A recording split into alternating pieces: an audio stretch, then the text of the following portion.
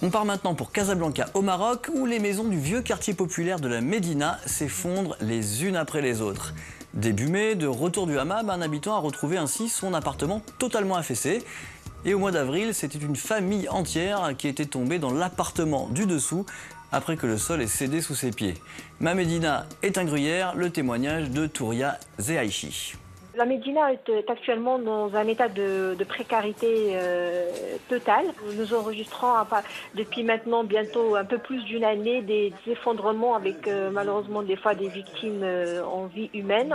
Au mois de mai, il y a eu deux effondrements. Les maisons étaient dans un état de délabrement très avancé avec des fissures apparentes au niveau des murs et au niveau même des toitures. Ce qui conduit à cet état de fragilité, c'est la surcharge au niveau des maisons. C'est-à-dire que vous avez des niveaux qui sont construits au-dessus de maisons qui étaient initialement à un ou deux niveaux, qui surchargent la structure, et vous avez des gens qui ont leurs affaires empaquetées à côté de la porte. Donc, dès qu'ils entendent le tout début de l'effondrement, ça commence par des petits craquements qui vont crescendo, donc ils sortent tout de suite avec leurs affaires. Ils n'ont pas d'alternative, c'est des gens qui ont peu de moyens. Il y a certaines familles qui ont été relogées dans des établissements publics. C'était censé être une solution provisoire, mais qui dure depuis plus d'une année aujourd'hui. Le projet de réhabilitation qui a été lancé il y a 2 ans de cela, qui était censé réhabiliter la Médina, les moyens humains et matériels mis en œuvre pour exécuter ces travaux sont tout à fait inadéquats et hors normes. Ce matériel